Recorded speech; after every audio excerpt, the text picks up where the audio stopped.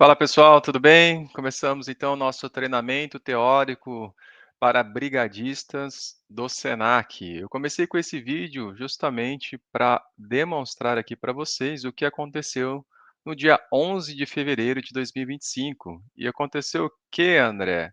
Aconteceu um simulado de emergência e abandono. Esse simulado está previsto pela instrução técnica do Corpo de Bombeiro, a instrução 17, que deve ocorrer pelo menos uma vez ao ano. Eh, e aí, nós realizamos isso no Senac, junto com a nossa brigada de incêndio, mais os alunos do curso técnico em segurança do trabalho, né. Foi um dia memorável, um dia inesquecível, de muita tensão, de muita adrenalina, né, envolvendo a corporação do bombeiro, envolvendo aí alunos, enfim, vocês quem esteve presente viu exatamente o que aconteceu. E também um pouco desse vídeo vocês podem aí ter uma noção dessa proporção. Então foi o primeiro que eu participei particularmente, mas confesso que eu fiquei muito contente, porque é no simulado que nós identificamos os nossos erros, aonde é necessário fazer os ajustes, aonde de fato nós obtemos algumas informações, como por exemplo, o tempo de resposta do corpo de bombeiro, do momento em que nós ligamos para o corpo de bombeiro, até a chegada deles na instituição, quantos alunos, quantos funcionários, o tempo de saída dentro da unidade, enfim, tem muitas coisas que a gente consegue avaliar no simulado, ok? Então eu preferi começar o nosso treinamento teórico, eh, enfim, apenas um demonstrativo, um leve demonstrativo do que vem pela frente, tudo bem? Então vamos aqui compartilhar uma tela com vocês, eh, e aí nós vamos discorrendo aqui o nosso treinamento. Vou aproveitar o porquê que nós estamos fazendo dessa forma, nesse formato. Conversei com o Marcos e devido ao nosso encontro pedagógico agendado para segunda-feira, então nós não teríamos tempo para fazer no presencial, apesar de preferir o presencial. Mas não foi possível, porém hoje tem recursos tecnológicos aonde nós possamos aí, de alguma forma, nos comunicar. Eh, a minha obrigação aqui, o meu trabalho é trazer um pouco do conhecimento de como funciona esse mecanismo da estrutura de incêndio, e a partir disso fortalecer o conhecimento, não só daqueles brigadistas que já estavam na composição, mas principalmente aqueles que estão, entrando agora, né, os novos brigadistas, tá. Então, é importantíssimo para todos nós, ok? Então, é dessa forma que nós encontramos, eh, para que nós pudéssemos levar alguma informação, refrescar aí a memória de vocês, tá joia? Então vamos lá. Aqui tem algumas imagens que denota bem o que aconteceu no dia do simulado.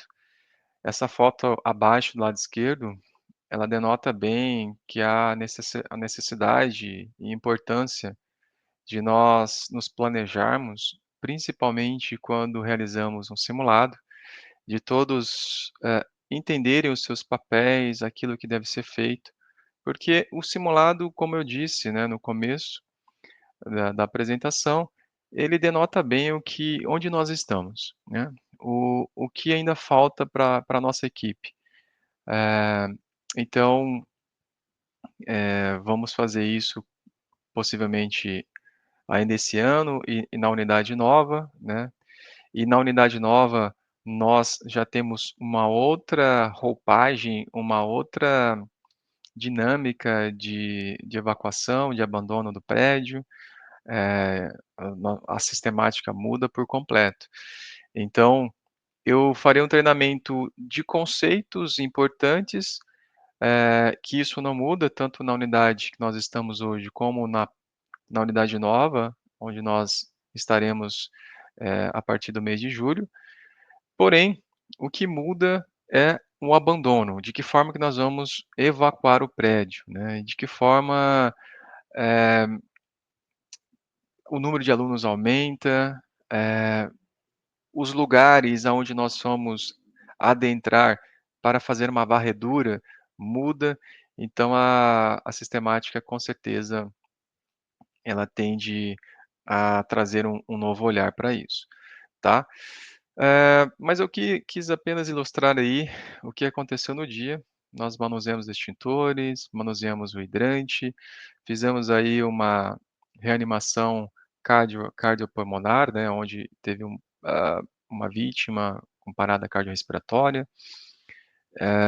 Nós recebemos ali o corpo de bombeiro, passamos toda a situação em que acontecia dentro da unidade, enfim.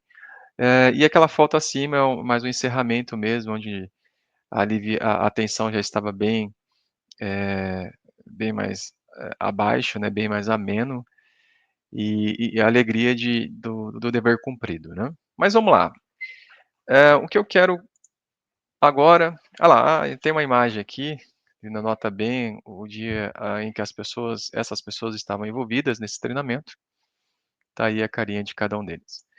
Mas vamos lá, hã, eu até recomendo assistir essa aula, quem puder, né, assistir no computador, as letras ficaram um pouco pequenas, mas eu acho que eu vou tentar aqui traduzir bem o que elas querem dizer, tá. Então, vamos começar a entender o que é a brigada de incêndio.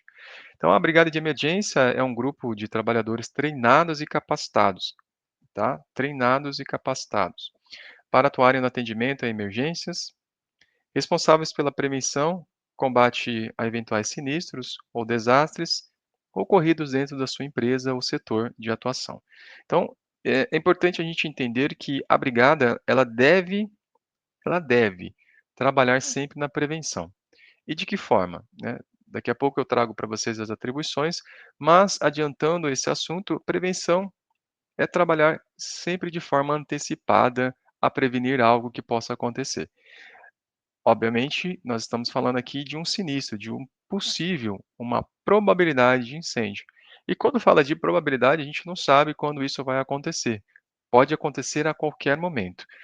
Eh, Mediante a isso, quando ocorrer um incêndio, um sinistro, a gente, deve combater não apenas o princípio, mas se nós, vamos lá, se nós tivermos uma brigada muito bem treinada, muito bem capacitada, a gente pode também combater, sinistros de grande proporção, né.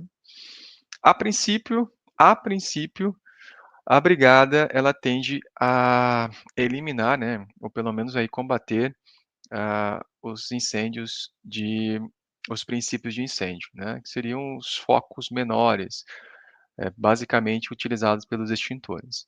Mas, em grande escala, quando a gente fala em incêndio de grande escala, é porque realmente já perdemos aí o controle, e só é possível com ajuda externa e com uma equipe muito bem treinada internamente, onde nós faremos o uso do hidrante para combater esse incêndio que tomou grande proporção, tá bom? Isso possivelmente pode acontecer dentro da empresa, de uma forma geral, ou setores, né.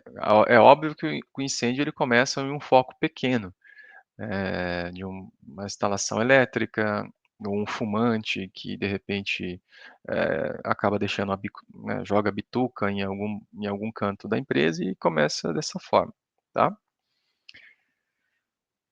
E aí a gente fala das exigências legais, aonde está tudo isso? André, você tira da tua cabeça? Não, não tiro da minha cabeça. Isso tudo está nas normas do Corpo de Bombeiro, nas instruções normativas, a número 1 e a número 17, e entre outras aplicáveis. Mais especificamente, quando a gente fala de detectores de fumaça, iluminação de emergência, sinalização de emergência, enfim, todos esses itens que compõem toda uma estrutura de combate a incêndio, elas têm uma instrução técnica específica, tá? Nós hoje temos mais de 40 instruções técnicas do Corpo de Bombeiro no estado de São Paulo. Nós somos recheados aí, muito bem servidos na parte legal.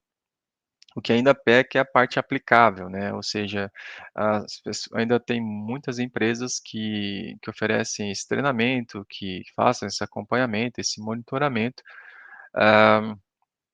para que possa trabalhar sempre na prevenção ou, num combate a incêndio, essas pessoas estejam capacitadas para atuarem, né. Aí nós temos também a NBR 14.276, de 1999.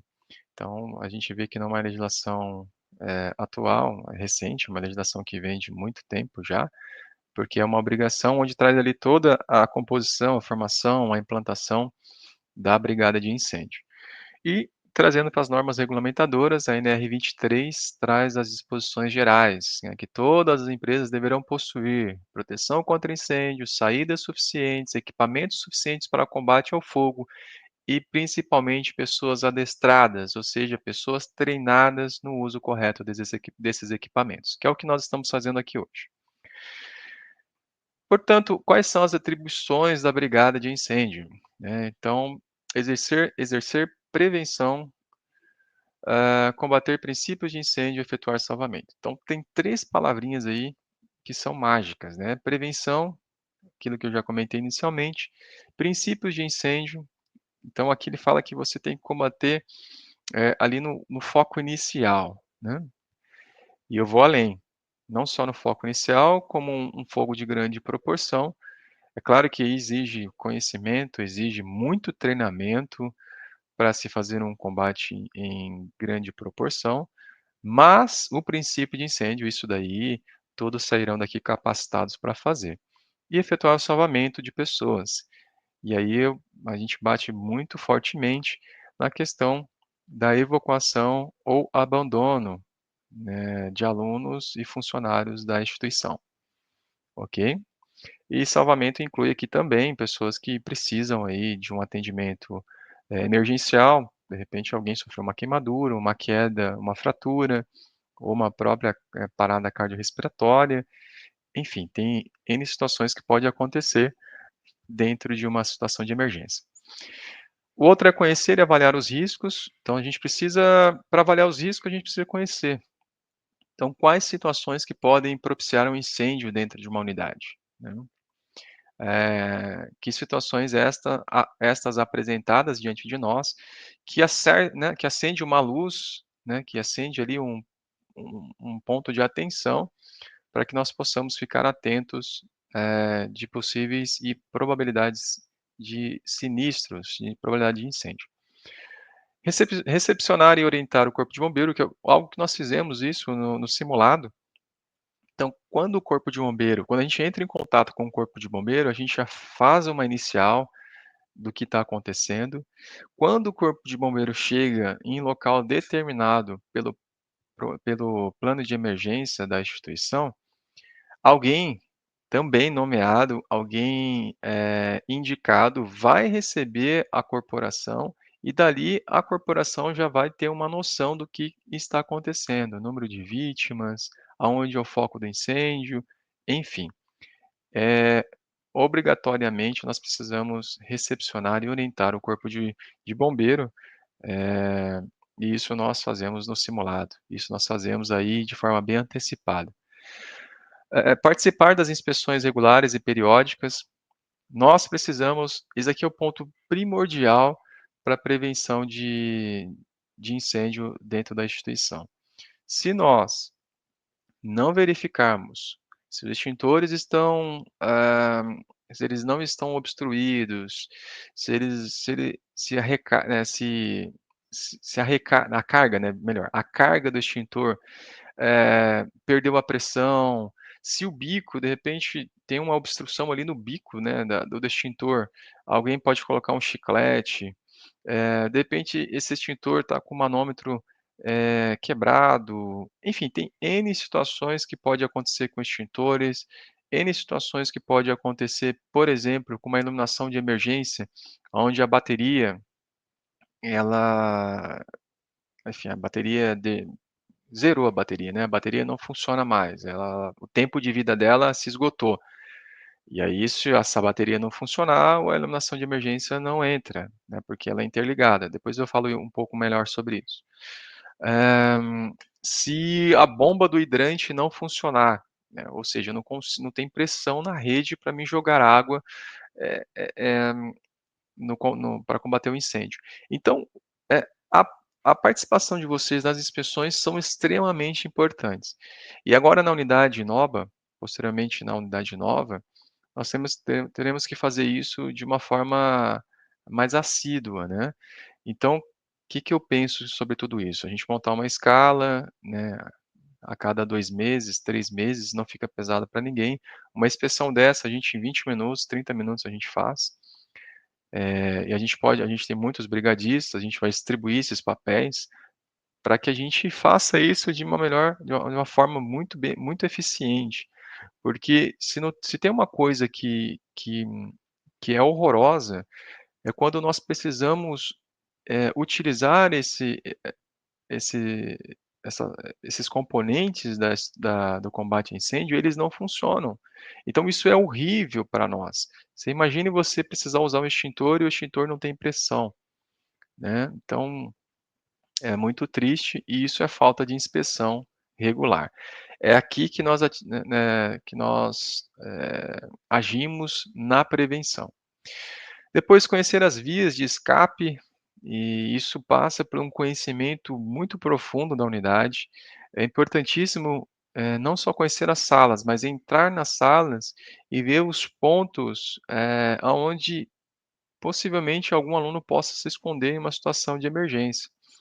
Então, nós estamos, indo para uma unidade nova, é obrigação do brigadista conhecer todas essas lacunas, tá, dentro da instituição, dentro da unidade, aonde este aluno ou funcionário pode se esconder, ou seja, aonde ele pode entrar que dificulta a nossa visualização, né, porque para fazer uma varredura tem que ser muito bem feita, não pode esquecer ninguém para trás. Às vezes uma pessoa se esconde aí, dentro de um armário, debaixo da mesa. Eh, Todos sabem, infelizmente, do acidente que aconteceu na Botkiss, a maioria dos corpos foram encontrados dentro do banheiro. E por que dentro do banheiro, né? Porque dentro do banheiro havia uma luz de uma janela no alto e aquela luz iluminava, eles entendiam que aquela luz era a saída mais próxima daquele ambiente, né. Então eles achavam que era a saída de emergência. Mas eu vou além disso, eh, será que de fato aquelas pessoas que estavam naquele ambiente conheciam, eh, verdadeiramente esse ambiente? Ao ponto de, numa situação de emergência, eles saírem dali o quanto antes? Eu creio que não, né. É claro que ali aquele acidente foi eh, uma dezenas de erros, né, de falhas que aconteceram, não apenas isso, mas culminou na morte de mais de 240 pessoas jovens, né, além de outras que teve sequelas e sequelas para o resto da vida. Então conhecer também os locais onde estão instalados equipamentos de proteção contra incêndios, extintores, hidrantes, central de alarme, recalque, vou falar mais um pouquinho mais adiante qual é o significado de cada um desses. Conhecer todos os setores e instalações da empresa, voltei a né, conforme eu disse aqui quando eu falei da via de escape, conhecer setores e instalações é extremamente importante.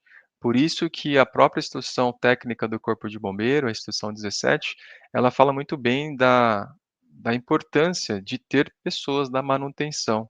É quase que obrigatório, né, funcionários do setor de manutenção, participarem, né, do treinamento da brigada, porque eles sabem exatamente onde fica o quadro de energia, ele conhece praticamente todas as instalações elétricas, conhece todas as instalações, e equipamentos em cada setor, em cada sala, então é uma pessoa fundamental.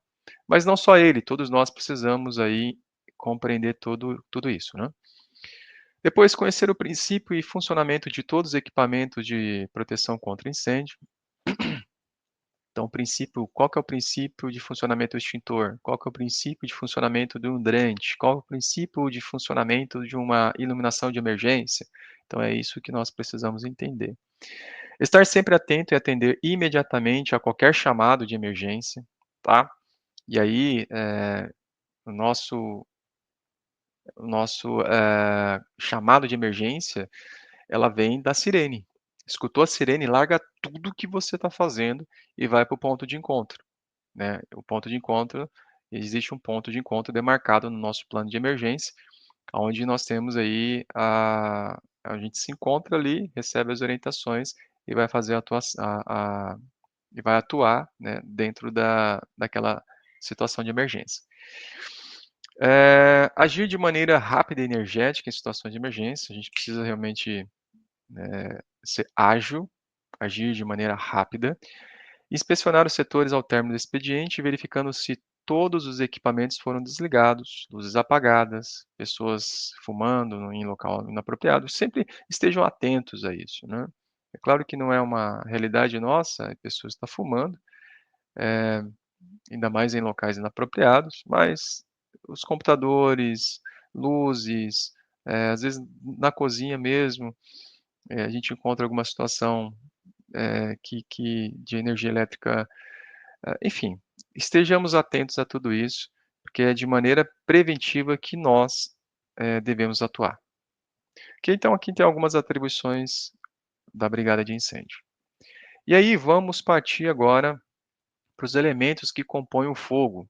Então, para que haja fogo, necessitamos reunir 4 elementos essenciais: combustível, calor e comburente, tá? Combustível, aí a gente fala de material, por exemplo, né, eu estou sentado aqui em uma cadeira, cadeira é um material, estou, meu computador está numa mesa, essa mesa de madeira é um material combustível, né, mas eu poderia falar sobre outros combustíveis, né, o próprio líquidos inflamáveis, gasolina, diesel, álcool, ou seja, material, né, tudo aquilo que, eh, pode ser sólido, pode ser líquido, ok? Calor, então calor, quando eu falo em calor, é fogo mesmo, eu preciso de uma ignição, eu preciso de um calor.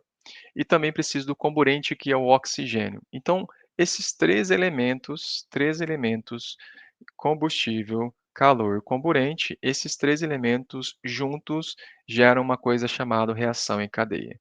Se eu tiro, por exemplo, o comburente, o oxigênio do ambiente, e eu mantenho aqui calor e combustível, não tem fogo, tá. Se eu tirar o calor e ficar apenas combustível e comburente, também não tem fogo. Então é importante entender isso para que a gente possa depois como saber fazer a extinção desse fogo, tá bom?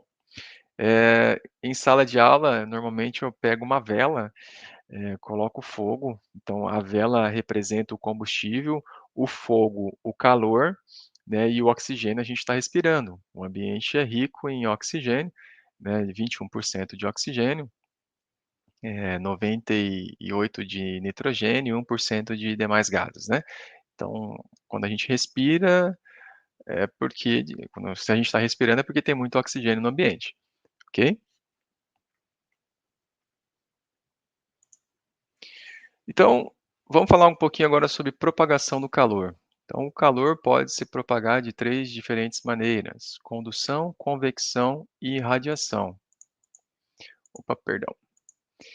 Então vamos falar da condução. Transferência de calor através de um corpo sólido de molécula em molécula. Então, se a gente olhar bem essa figura, essa imagem que nós temos aqui, o fogo ele começa ali no piso, né? Não se sabe exatamente o que ocasionou esse incêndio, mas ele começa ali no piso e aí vocês observam que tem uma coifa, né? Essa coifa metálica, ela transfere calor, né, através desse corpo sólido, que é a estrutura metálica, e de molécula em molécula ela vai propagando, ela vai transferindo calor até chegar no outro ponto, onde vocês estão visualizando na própria imagem. Então o incêndio começou em um lugar, mas através desse corpo sólido, dessa transferência de calor de molécula em molécula, através, desse fenômeno da condução, o incêndio, ele está do outro lado, né.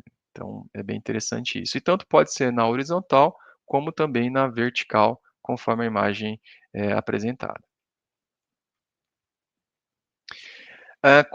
Convecção, a convecção é a transferência de calor pelo movimento ascendente de massas de gases. Então olha essa imagem, também, que essa movimentação de gases, ela ela ela o que que acontece? A fumaça, que é rico ali, né, eh, em monóxido de carbono, né, dióxido de carbono, ele é rico, nesse componente, nessa composição. E o que acontece? O monóxido de óxido, né, essa fumaça, ela é mais leve que o oxigênio. Sendo mais leve que o oxigênio, ela tende a subir.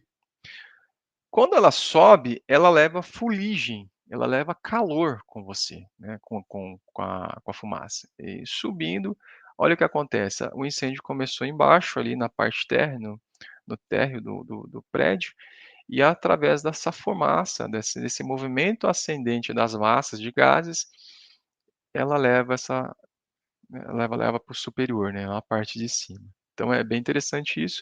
Então esse fenômeno ocorre pela convecção. Outro fenômeno é a irradiação, que é a transferência de calor por ondas de energia calorífica que deslocam através do espaço. Então, olha aí, começou um incêndio em uma casa, mas o que acontece, né? O incêndio ele só se mantém se tiver oxigênio, combustível e que mais? Combustível, vamos lá, agora tem que ir lá. Combustível, combustível, combustível, comburente e eu esqueci, gente, pelo amor de Deus.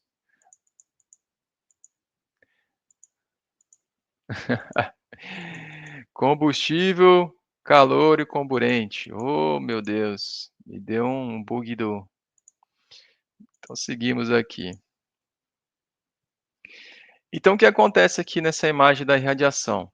Ah, o fogo, ele vai se alimentando do combustível que tem dentro da casa.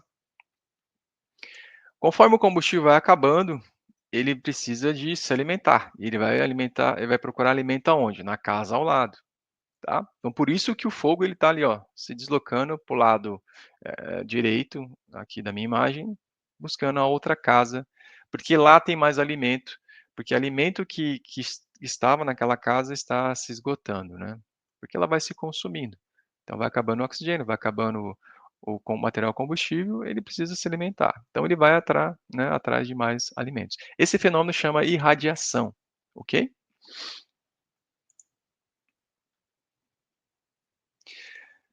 Método de extinção do fogo. A extinção do fogo baseia-se na retirada de um dos 4 elementos essenciais que provocam o fogo. Então, a retirada do material é uma forma simples de extinguir um fogo, desculpa, extinguir um incêndio. Baseia-se na retirada do material combustível, ainda não atingido, da área de propagação do fogo, interrompendo a alimentação da combustão. Esse método também denominado corte ou remoção do suprimento do combustível. Então, um dos métodos de extinção do fogo é a retirada, de um dos 4 elementos essenciais, que aqui no caso nós estamos retirando o combustível, tá bom? O outro método de extinção é por resfriamento, é o método mais utilizado, consiste em diminuir a temperatura do material combustível que está queimando. A água é o agente extintor mais usado, por ter uma grande capacidade de absorver calor e mais facilmente encontrada na natureza. Exemplo disso é o próprio hidrante ou sprinklers. Nós não temos sprinklers no Senac, mas a gente pode, por exemplo, ir ali no shopping center, na praça de alimentação, vocês vão ver que ali tem os sprinklers, né, que são aquelas, parecem uns chuveiros, uns chuveirinhos que tem ali. Em caso de um calor excessivo, ela desbloqueia e aí começa a liberar água através daquele chuveiro, e ele é local, né, ele não abre todos os chuveiros, ele abre simplesmente só um chuveirinho ali aonde foi acionado, tá. No nosso caso, nós temos o hidrante, então vamos olhar para o hidrante, que é um método de extinção do fogo, por resfriamento. Pois bem, o outro método de extinção do fogo é o abafamento, então consiste em diminuir ou impedir o contato do oxigênio com o material combustível. Então, não havendo comburente para reagir com o combustível, não haverá fogo. A diminuição do oxigênio em contato com o combustível vai tornando a combustão mais lenta, até a concentração do oxigênio chegar em próximo de 8%, onde não haverá mais combustão. Então, é bem interessante nos treinamentos práticos que eu dou nas empresas, eu sempre faço isso, né, eu coloco ali até o próprio uma vela, né, acesa, e eu venho com um copo, coloco o copo em cima dessa vela acesa, e aí você percebe que o fogo ele vai aquela chama que existe na vela, ela vai consumir todo o oxigênio dentro daquele copo, e quando chega a 8% aproximadamente, o fogo ele extingue, né.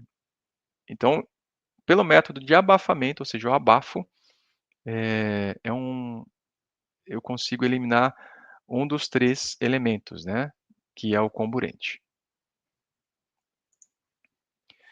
Portanto, agora a gente vai para as classes de fogo, né, classes de incêndio, classe A, B, C e D, mas vamos se atentar à classe A, B e C. Então a classe A são materiais de fácil combustão, eles queimam tanto na superfície como em profundidade, por exemplo, madeira e papel. Já a classe B são produtos que queimam somente na superfície, então exemplo, gasolina, óleo, graxa, solvente, álcool, verniz, tintas, e aí a gente pode incluir também os gasosos, né, propano, GLP, estão dentro da classe B. A classe C ocorre em equipamentos elétricos energizados, exemplo, motores, quadros de distribuição, então a parte elétrica, tudo aquilo que é elétrico está dentro da classe C. A classe D não é a nossa realidade, mas já que está aqui no slide, vou falar para vocês, ocorre com materiais pirofóricos, como magnésio, zircônio, titânio, né. Então, por exemplo, o acidente da Boate Kiss, ela ocorreu pelo material pirofórico, né, então ela é classificado como classe D. Eu vou falar um pouquinho sobre o backdraft, né. O backdraft é um fenômeno bem interessante e exemplifica bem o que que é essa falta de oxigênio no ambiente, né. Infelizmente, muitos bombeiros, até entenderem esse fenômeno, vieram a óbito porque não de fato desconheciam, né, como que o fogo ele, como esse fenômeno do fogo ele ocorria. Então, por exemplo, esse fenômeno o que que acontecia, né, o pessoal chegava na casa e encontrava essa casa com fumaça. E aí tem aquele ditado, né, onde há fumaça, há fogo, e de fato tem uma certa relevância isso mesmo. Então eles chegavam na residência ou, enfim, na empresa e tinha fumaça, mas eles não conseguiam enxergar o fogo. Então, conhecendo um pouco do conceito, o que que nós entendemos aqui? Eu tenho calor, ou seja, quando eu falo calor, eu tenho uma brasa ali, eu tenho algo, que simboliza bem o que é o calor. Eu tenho, material, que é o combustível, então eu tenho sofá, cortina, tapete nesse ambiente, esse ambiente é rico em combustível. O que está me faltando, a deficiência que existe nesse ambiente é o oxigênio. Então o que acontece? O fogo foi pegando, né, foi crescendo, crescendo, o calor ele consumiu todo o oxigênio do ambiente. E o que aconteceu? Ficou 2 elementos. O fogo não existe incêndio se não tiver 3 elementos. E aí o que que o bombeiro fazia? Ele chegava e quebrava a janela ou abria a porta, enfim, ele fazia um buraco. E quando ele fazia esse buraco, acontecia esse fenômeno, o backdraft, que era uma explosão. E aí, infelizmente, muitos bombeiros vieram a óbito por causa disso, ou pessoas leigas que não detinham desse conhecimento, tá. Então, por isso é importante conhecer os conceitos, por isso é importante conhecer aonde nós possamos e devemos atuar. Tem alguns vídeos aqui que eu não vou passar eles, tá, mas um dos vídeos demonstrava que algo de 4 a 5 minutos, a partir de um princípio de incêndio, aquele setor já estava completamente dominado pelo incêndio. Então nós estamos falando de algo que acontece muito rápido. E acontecendo muito rápido, a gente tem que tentar agir sempre no princípio de incêndio, porque depois que o incêndio toma uma proporção muito grande, fica difícil de fato combater, tá? Outro vídeo aqui é por que que nós não podemos utilizar extintor de água em líquidos e combustíveis inflamáveis, tá? Porque o líquido em contato com outro líquido, pegando fogo, por exemplo, gasolina, diesel, álcool, na verdade você está potencializando o fogo. Então, depois eu posso até deixar isso no grupo nosso de brigada de incêndio, mas ele simboliza, né, ele demonstrava bem que você não estava combatendo incêndio, você estava propagando ainda mais, potencializando ainda mais esse incêndio, tá. Então nunca utilizar água, extintor de água em, incêndios que contêm líquidos e combustíveis inflamáveis. Pois bem, então aqui um infográfico das classes de incêndio, vamos falar da classe A, B e C. A classe A é o extintor de água, eh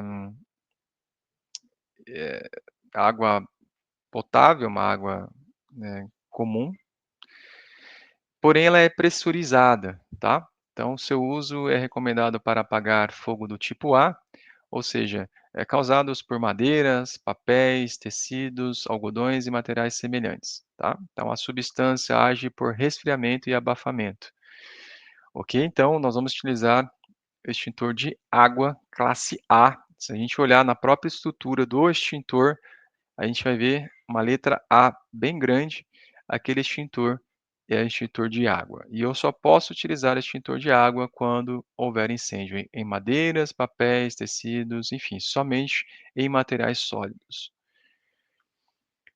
Pois extintor de pó químico seco, o mais conhecido como BC, porque ele atende tanto a classe B como a classe C, ou seja, líquidos inflamáveis ou também materiais energizados. Esse extintor, ele a sua composição é bicarbonato de sódio, que atua resfriando rapidamente o calor e interrompendo a reação da combustão, tá? O material também não conduz eletricidade, corrente elétrica, sendo ideal para chamas de classe C. Eh, Na verdade, ela atende você vai ver no corpo do extintor que ela está BC, então eu posso utilizar tanto para materiais energizados como para materiais elétricos, tá bom? Então eu posso usar para as 2 finalidades. E esse extintor que eu estou falando para vocês, tanto classe A como classe BC, todos eles têm no Senac. Eu não vou falar de outros extintores que existem, tá? Porque nós vamos focar simplesmente, objetivamente, naquilo que nós temos na unidade. E aí, o extintor de classe C, que é o dióxido de carbono, que ela é dada através do abafamento de chama, seguindo-se, do resfriamento. Sua maior vantagem é não conduzir corrente elétrica e a melhor opção para combater incêndio de classe C, quando há eletricidade envolvida. Além disso, é possível utilizá-lo para combater incêndios causados em óleo de cozinha, ou seja, do tipo, classes do tipo K, eh, muito utilizado em restaurantes, por exemplo, tá. É que o tipo K ele é muito específico, né, é um produto que vai direto no óleo, de cozinha e tem uma eficiência absurda. Porém, nós não temos o tipo K, nós temos, o classe C, que age por resfriamento, tá. Então, por exemplo, um incêndio num computador, num notebook, em materiais e equipamentos elétricos. Nesse caso aqui é extremamente, hum, eh é muito mais eficiente se eu utilizar o dióxido de carbono, tá. "Ah, André, eu posso usar o PQS?" Pode, tem problema, né. O PQS talvez demore um pouco mais para a ação dele ali, para extinguir o fogo, porque a eficiência dele é muito melhor para líquidos inflamáveis, mas para o dióxido de carbono classe C, materiais elétricos é o mais indicado. "André, mas se eu usar o extintor, o dióxido de carbono para líquidos inflamáveis?" Também não tem problema, porém a sua eficiência ela é menor, tá. Posso usar? Pode, não tem problema, tá bom. Mas eu faria essa depois que a gente fica muito bem calibrado e treinado, a gente vai perceber que a gente vai pegar o extintor classe B, o PQS, o pó químico seco, que a gente vai usar lá no líquidos inflamáveis, vai ter uma atuação perfeita. E para materiais elétricos, a gente vai utilizar o dióxido de carbono, que é o extintor de CO2 que nós falamos, tá bom? Bom, lá no treinamento prático em Araraquara, vocês vão ter esse treinamento prático de como manusear o extintor, mas basicamente retire a trava, tem uma trava logo em cima, um pino, e é claro que você precisa escolher, né, até fala aqui, ó, você precisa escolher a classe extintora adequada para o tipo de incêndio. Então, começou a pegar fogo de repente lá no notebook. Opa, classe C, dióxido de carbono, CO2. Peguei lá o extintor adequado, aproximei-se e rompi ali, né, o lacre, né, destravei. Rompi o lacre e destravei, tirei o pino. Depois, mire na base, né? Então, ao se dirigir para o foco de incêndio, mire o extintor na base do fogo para ter a eficácia do combate no foco, do foco, né? 3. Aperte o gatilho do extintor com firmeza, mantendo o foco na base do fogo, sempre na base do fogo. Você quer ter eficiência? Nunca para cima, sempre na base. Lá onde o fogo, lá no princípio, na raiz do fogo. E 4, com o gatilho acionado, movimente o extintor de um lado para o outro, né, para você conseguir, atingir a maior, né, o maior espaço de ocupação daquele fogo, ok? Porém, isso lá na prático no prático em Araraquara, a gente vai ver isso muito bem. E quais extintores, André, nós temos então no Senac? Então, já falei classe A, B e C. Porém, agora eu vou dar um ênfase ainda maior na sua capacidade, alcance do jato, qual o tempo de uso de cada um deles. Vamos começar então pela classe A, que age por resfriamento e abafamento. Lembrando que esse extintor, em hipótese alguma, pode ser utilizado para líquidos inflamáveis, ou seja, em materiais elétricos, ou materiais elétricos, né, de forma alguma, porque a água ela é condutora e você pode tomar um choque. E líquidos inflamáveis você vai potencializar esse incêndio, né. Então, a água somente para materiais sólidos, tá.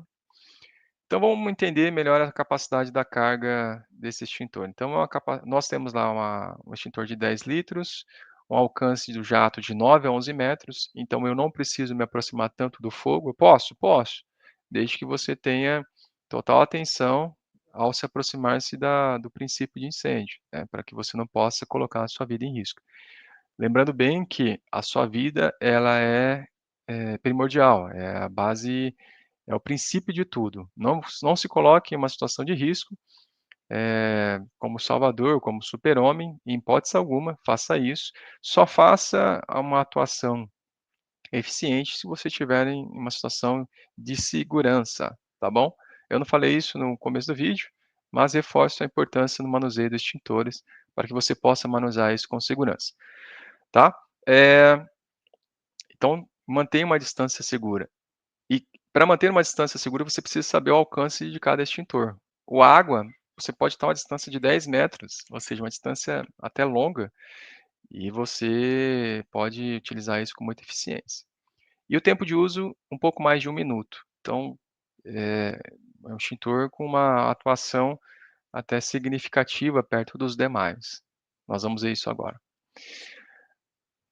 Por exemplo, o PQS, o pó químico seco, que é o bicarbonato de sódio, na sua composição com pressão, né, então ele vai fazer uma fumaça ali no ar, e então ela age pela quebra da reação em cadeia e por abafamento, tá. É mais eficiente então para classe B e C. Eu nunca posso utilizar isso, eu até posso, mas a eficiência dele é quase zero, para materiais sólidos, tá. Então tá pegando fogo no meu no armário, né, armário, mesas.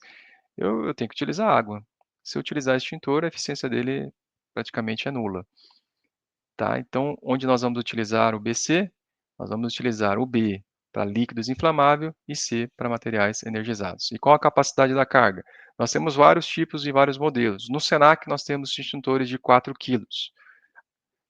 Alcance do jato de 5 metros, ou seja, eu tenho que me aproximar mais da da fonte, e o tempo de uso é de 15 segundos para extintor de 4 quilos, que é o nosso caso, nós temos lá extintor de 4 quilos. Já o extintor de CO2, o gás carbônico, lembrando que ele é inodoro, incolor e não conduz eletricidade, e ele é especialmente indicado nos incêndios de classe BC, mais eficiente mesmo, como eu disse para vocês, em materiais elétricos, tá? Age por abafamento e como ação principal, resfriamento secundário.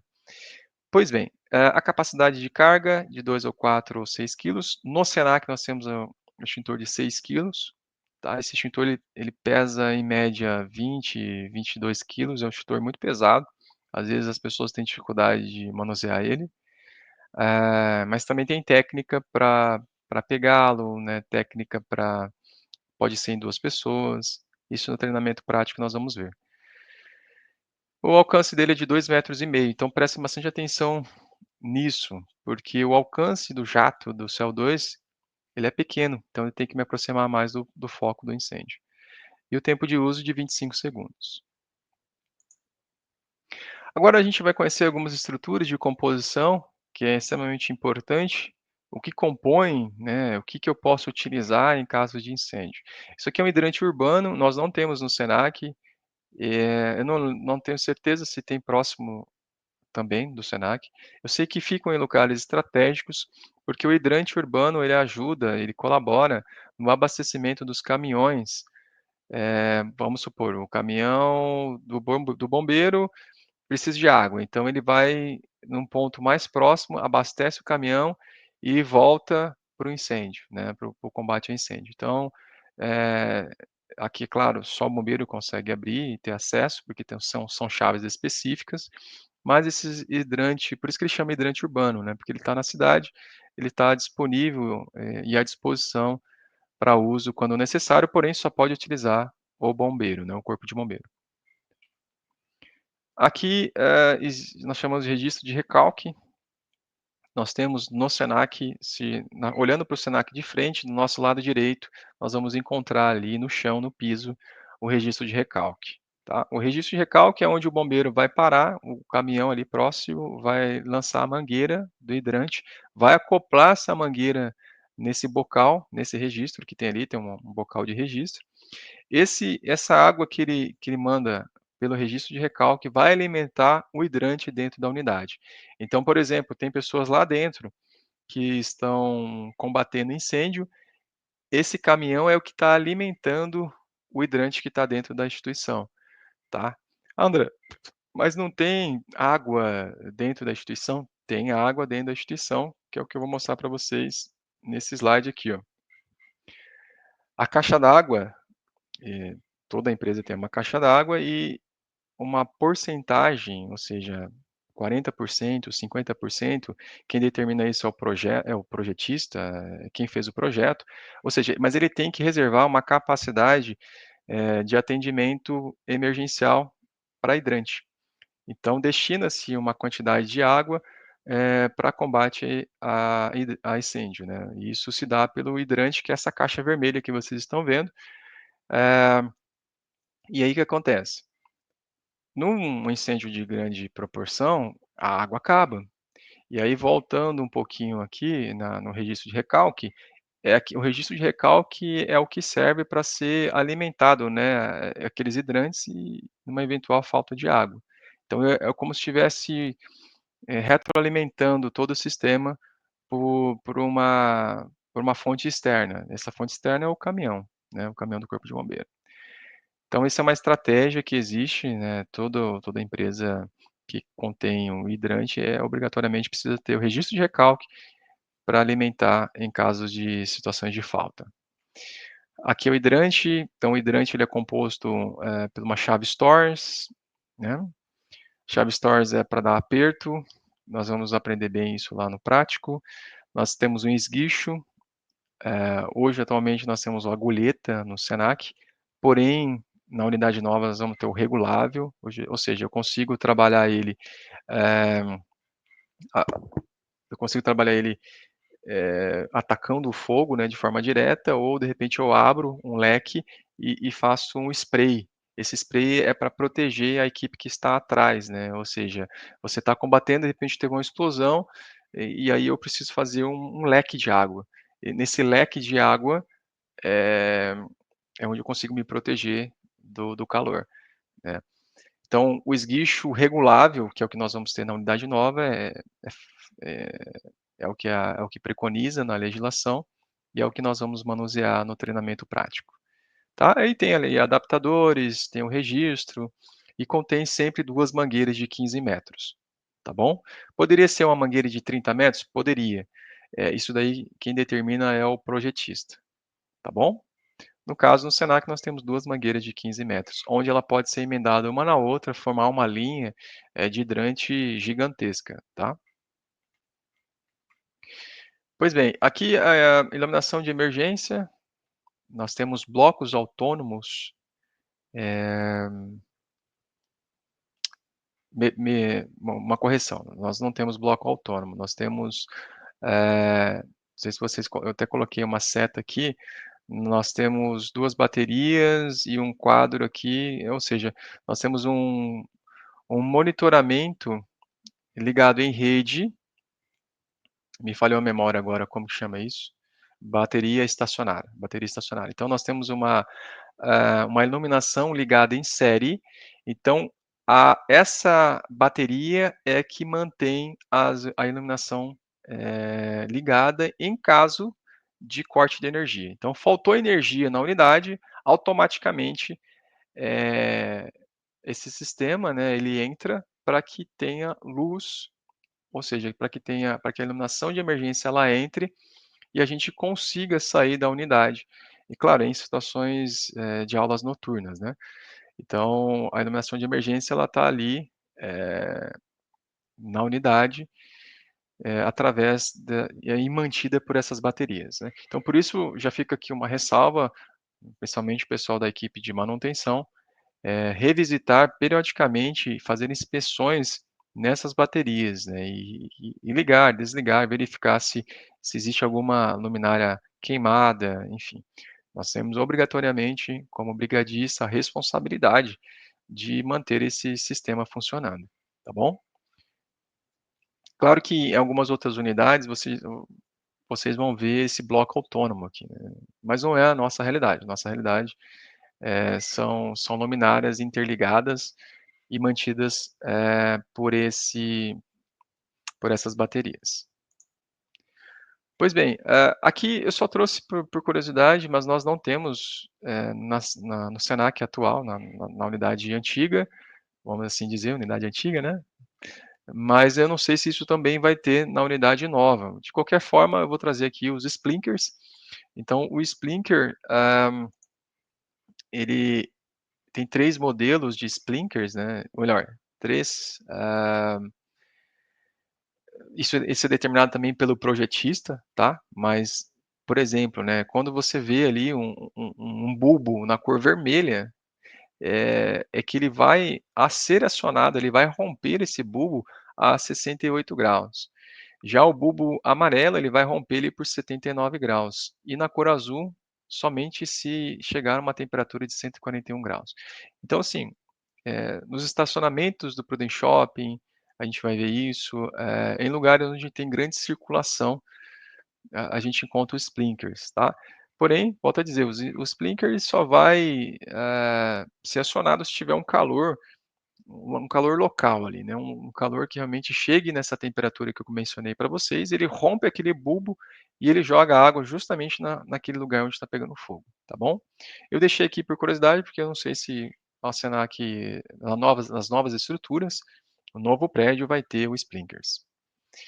A casa de bomba, isso todas as empresas têm, o Senac também tem sua casa de bomba, então a casa de bomba tem que ser revisitada e verificada, se tem algum registro fechado, enfim, ou precisa fazer alguma manutenção, precisa fechar o registro, enfim. A casa de bomba é primordial para que, o hidrante funcione, para que tenha pressão na água quando eu for utilizar, né. Não adianta nada eu jogar lá a mangueira, acoplar a mangueira no hidrante, e aí quando eu aciono a bomba, aperto o botão, E lembrando que o Senac hoje, ele é manual a sua bomba, então eu tenho que abrir o registro e apertar o botão de manual para acionar a bomba, ou seja, para dar pressão nessa água, para ela vir com pressão e jogar uma distância de pelo menos 15 metros, que é o que a normativa ela exige. Mas se a casa de bombas ele não sofrer uma manutenção periódica, pode ser que não funcione no dia que nós precisarmos. Um outro elemento importante são as placas de sinalização, todas elas espalhadas pela unidade. Todas as placas, depois eu vou explicar para vocês como faz uma uma verificação, uma inspeção de dia, né, se a gente estiver no período noturno, tudo bem, porque a gente desliga todas as luzes, a gente consegue verificar se ela está com ainda com a gente chama isso de fotoluminescente, né, é um produto que é adicionado na placa para que ela possa reagir com a escuridão e transmitir uma luminescência, né, um fotoluminescente, né. Enfim, uma luz, me fugiu agora a palavra, mas uma luz que reflete bem exatamente, a orientação para que você possa sair daquele ambiente e ir para um lugar mais seguro, tá. Luminescência, luminescência, que palavra difícil. Ok? Então, depois eu explico melhor. A gente consegue pela uma lanterna no próprio celular, quando a gente liga uma lanterna e foca nessa tinta, ali a gente consegue verificar a eficiência dela, a eficácia dela, ela vai ficar numa cor mais acentuada. Isso quer dizer que essa placa ainda ela enfim, ela está iluminando bem. Porque essa placa ela vai perdendo a sua potência ao longo do período, ao longo do tempo. Beleza, a outro ponto são detectores de fumaça, também nós não temos na unidade antiga, não sei se teremos na unidade nova, mas detectores de fumaça ele funciona, o próprio nome diz, né, onde há fogo, há fumaça, né, onde a fumaça é fogo, então é uma forma de detectar que existe fogo naquele ambiente. Porém, diferente do sprinkler, que ele precisa do fogo, aqui não, aqui eu preciso da fumaça, tá bom? Chegou fumaça ali, o sensor aciona, dispara o alarme. Então todo esse conjunto é interligado numa central de alarmes, tá? Essa central de alarmes, ela que monitora todas essas informações e hoje nossa central de alarmes, ela está lá na recepção, principal. Se você entrar na recepção principal logo na entrada, você olha para cima, próximo a uma das portas, você vai ver que ali tem a central de monitoramento, que monitora tudo, todos os hidrantes, monitora, iluminação de emergência, enfim. Se disparar me perdoe, corrijam, me corrige aqui. A iluminação de emergência não. Ela na central de monitoramento está os hidrantes, né, que são as botoeiras ali, tanto a botoeira do alarme como a botoeira de acionamento ali do hidrante. Então, a eh, essa central ela monitora, esse essa ali no Senac é assim, né, porque, por exemplo, eu trabalhei em vários lugares que essa central ela monitora detector de fumaça, ela monitora iluminação de emergência, ela monitora o nível da caixa d'água, por exemplo, o nível da caixa d'água, se em quanto que ela está, né, qual a capacidade que ela tem naquele exato momento, então, tudo automatizado. Porém, no Senac atual, antigo, né, essa central de alarmes monitora somente as botoeiras que estão interligadas no hidrante, ok?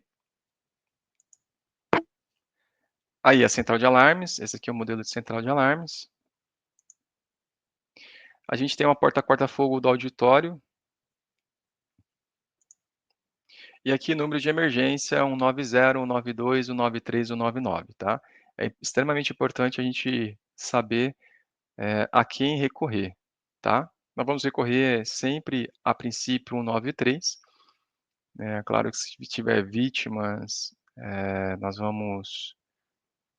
vamos aí envolver a defesa civil, se de repente houver uma tentativa de colocação, sei lá, foram lá e colocaram fogo, nós vamos chamar a polícia militar para fazer o boletim de ocorrência e assim por diante, tá. Porém, o mais importante aqui, nesse caso, por um princípio de incêndio ou um incêndio de grande escala, é um 93. Aqui a planta baixa, né, e com as indicações de saída de emergência, aqui tem as identificações do quadro.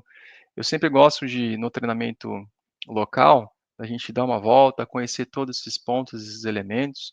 Depois a gente pode fazer isso posteriormente, mas o mais importante que eu gostaria de frisar para vocês aqui é o ponto de encontro onde está determinado, eh, existe o ponto de encontro das vítimas, aonde todas as vítimas serão destinadas para esse local para receber atendimento do corpo de bombeiro. Tem no lado externo também a gente coloca na calçada, porque toda vez que a gente vai fazendo a evacuação, vai retirando, as pessoas do prédio, a gente vai colocando ela o mais próximo de um local seguro, e esse local seguro sempre é a área externa, né. Eh, Aqui até coloquei o registro de recalque, onde está, a central de monitoramento e alarme, enfim, aqui denota bem o mecanismo de abandono de área, tá. Eu não coloquei nessa imagem, mas nós temos uma saída secundária. A primária sempre será a entrada principal, essa é o objetivo, levar todas as pessoas para lá, mas nós temos uma alternativa secundária, não é muito indicada, porém, numa situação de emergência, a gente pode utilizar ela, que é aquela saída que tem da cozinha, aquela área onde nós passamos lá da sala 8 entre a sala 7, né, a sala do rádio, tem ali que você pode sair para externo, tá. Então é uma alternativa secundária. Aqui a composição da brigada de incêndio, atualmente o Marcos é o coordenador da brigada, e aí dentro do co ele é o coordenador, ele que dá as diretrizes, e depois nós temos os líderes, né, o líder de combate a incêndio, o líder de primeiros socorros, o líder da equipe de apoio, o líder da equipe de evacuação. Por que que a gente ordena tudo isso, né? Eh, a gente ordena tudo isso para a gente ter um foco principal naquilo que nós atuamos bem, tá. Então no princípio de incêndio nós vamos fazer aquilo que está dentro das nossas atribuições. Porém a gente não pode ficar amarrado nisso, "Ah, eu sou só da equipe de combate a incêndio, só vou fazer isso". Esquece, você vai fazer isso e vai fazer outras coisas também, a depender da necessidade, tá. Eh, essa questão da hierarquia é mais para a gente se organizar mesmo, para que a gente receba, né, orientações, instruções do que fazer, nada mais do que isso. Mas todos nós devemos e temos capacidades para atuarem no princípio de incêndio, tá bom. A única pessoa que não está aqui nessa composição é a Ana Scudelari, mas o restante todos nós estamos aqui. Possivelmente isso vai sofrer um ajuste, né, um ajuste, até porque estão vindo novos membros, novas pessoas, e é muito natural e muito comum, tá. E é isso pessoal, termino aqui a explanação da aula teórica. Esse aqui é só o princípio, né, para a gente ter uma ideia inicial e básica sobre como as coisas se dão, né, o porquê da brigada de incêndio, alguns conceitos, questões de, extintores, hidrante e a sua composição de forma geral. Nós teremos outros encontros, vamos estabelecer uma periodicidade para que a gente possa fazer as inspeções regulares, para que a gente possa conhecer ainda mais a estrutura, para que um dia a gente possa, se necessário, né, eu espero que não, mas se necessário, a gente atuar de forma, eficiente, ok? Muito obrigado, até mais.